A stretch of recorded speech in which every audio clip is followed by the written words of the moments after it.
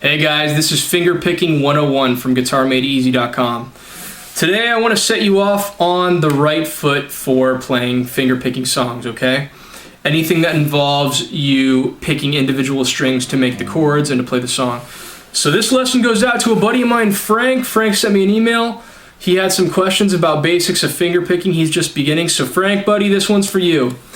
Alright, so the most important thing you want to remember when trying to fingerpick a song or learning a tab or anything like that is which fingers cover which strings, okay? Because you can sit there all day and try to figure out what's more comfortable to you, and that's actually how I learned. I'm self-taught, and so if you watch some of my videos like Dust in the Wind or Landslide, I'm doing it a little bit wrong, okay? I'm using different fingers, so don't follow my bad example.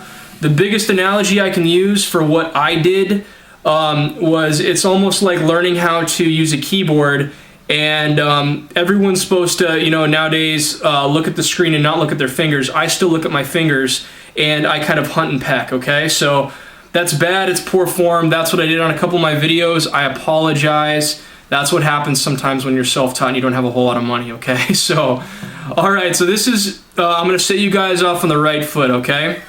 Regardless what my previous video said. So this E string right here is going to be played by your thumb. This A string is going to be played by your thumb. The D string is going to be played by your thumb. Now the G string is going to be played by your pointer finger. The B string is going to be played by your, what's that, my middle finger. And the E string up here is going to be played by my ring finger, okay? Now, how to get your fingers ready for all these finger picking songs you want to learn, this is what you do, okay? Sit back and I want you to do this exercise, okay? So you pluck the E with your thumb, and then with your pointer finger the G, middle finger B, and then ring finger E, and then go back down. So B, G, E, G, B, E, B, G, faster. What song does that sound like? I'll give you a hint, it's a Metallica song. Nothing else matters, okay? Alright, so that right there, if you sit back while you're watching TV and just focus on hitting those strings and only those strings, this is going to set you up for success, okay? Now you might be thinking, why am I not hitting the A or the D string, okay? Because when it comes to finger picking, these are your bass strings, okay? So these hit the bass note when you're plucking a certain chord.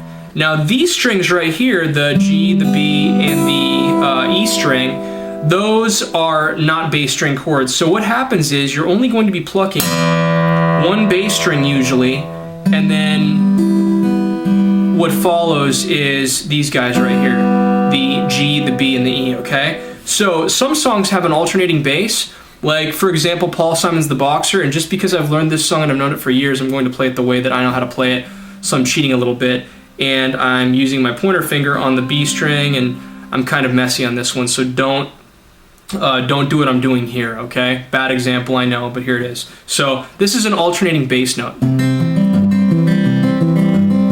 See how this finger right here is alternating between the A string and the E string, alright? It gives me that. And then after each of those notes follows these strings up here, so I'm going. It gives it a really cool folky flavor. Okay? So that's one. The other one is Fleetwood Mac's Landslide. This one doesn't have an alternating bass, but it has a bass to where I'm plucking, and you'll see these strings come after I pluck the bass note, okay? So, whoop.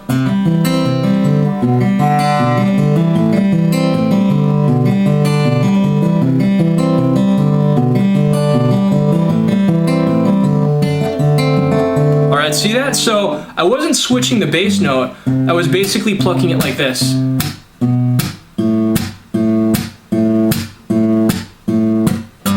Okay, so there's a ton of different ways you can do this, but I just want you to know that these guys are considered bass strings, and these guys are kind of like the rest of the strings you play that follow the bass notes, okay?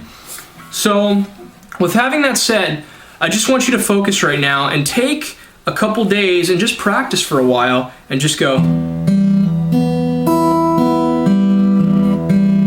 Do it very slow. Make sure you're hitting the strings and making them ring really loud and really clearly, not muffled.